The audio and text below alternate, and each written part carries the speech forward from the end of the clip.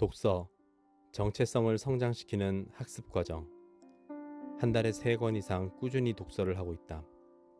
멀리 여행을 떠났을 때에도 책을 2권 챙겨가서 꾸준히 읽을 정도로 많은 시간을 할애하는 편이다. 이렇게 독서에 집중하게 된 계기를 이야기하고자 한다. 처음에는 단순히 책 끝 페이지를 넘기는 순간에 성취감이 좋아서 독서를 지속하게 되었다. 또한 일상에서 만나는 사람들이 정해져 있다 보니 사람들과의 대화나 관계에서 배우는 것이 한정적이라서 새로운 경험에 대한 욕구 충족의 목적으로 독서를 지속하기도 했다. 세부적인 이유야 어찌되었든 나의 독서를 시작하게 된 계기는 비교적 1차원적이다. 자아 실현이나 내적 변화와 같은 고차원적인 이유가 아니었다는 이야기다. 하지만 독서를 계속해 나아갈수록 정체성이 변해가는 것을 느꼈다. 즉 세상을 바라보는 안경이 바뀌었다는 것을 느꼈다. 언젠가 아이와 함께 산책을 나간 적이 있었다. 쓰레기를 줍자는 아이의 요청에 따라 종량제 봉투를 챙겨서 산책에 나섰다. 그런데 쓰레기를 줍는다는 목표를 가지고 산책을 하니까 온통 주변에 쓰레기만 보였다. 내가 산책했던 그 길은 평소에 달리기와 산책을 수도 없이 했던 길이었다. 그전에는 전혀 쓰레기를 보지 못했다. 그런데 단순히 쓰레기를 줍겠다는 목적과 종량제 봉투를 챙기는 것만으로도 보이는 것이 달라진 것이다.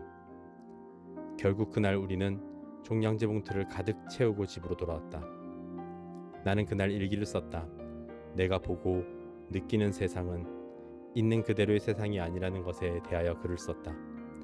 정체성, 즉 뇌가 인지하고자 하는 틀 안에서 오감을 통해 세상을 인지한다는 것을 직접 체험하게 되었다.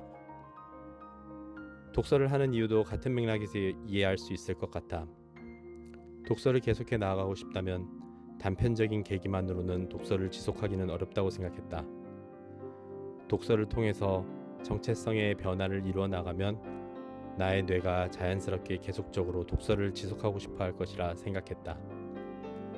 그래서 책에서 읽은 내용을 산책하며 다시 곱씹어 보기도 하고 나의 삶에 적용할 수 있는 내용은 직접 정성 들여 실천도 해보았다. 그리고 이를 꾸준히 반복 발전시켜 보았다. 시간의 힘을 빌어 내재화해 나갔다. 언제부턴가 실내 정원에 들어오는 햇빛이 감사하게 느껴지고 시속 10km로 가는 자동차도 나름의 사정이 있을 거라고 생각하게 되고 인생을 원하는 방향으로 디자인하고 싶다는 욕구도 강해지는 나 자신을 발견하게 되었다.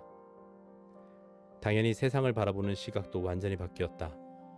식상하지만 감사와 관용, 목표, 신뢰, 행복, 건강 등의 핵심 가치를 추구하는 마음이 차곡차곡 나의 정체성을 정립하고 있는 것을 느꼈다.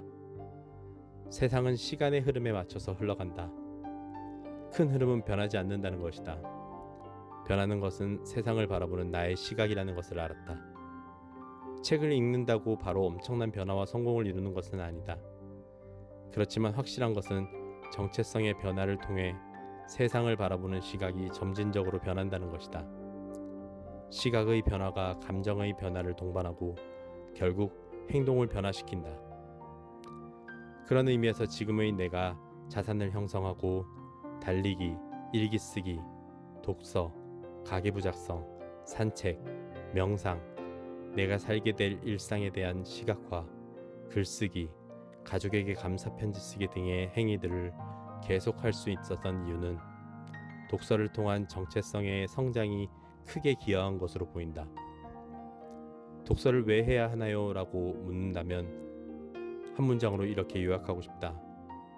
독서는 정체성을 성장시키고 정체성의 성장은 감정을 평온하게 만들며 평온함은 옳은 결정을 이끌어내고 옳은 결정은 좋은 행동과 습관으로 이어진다.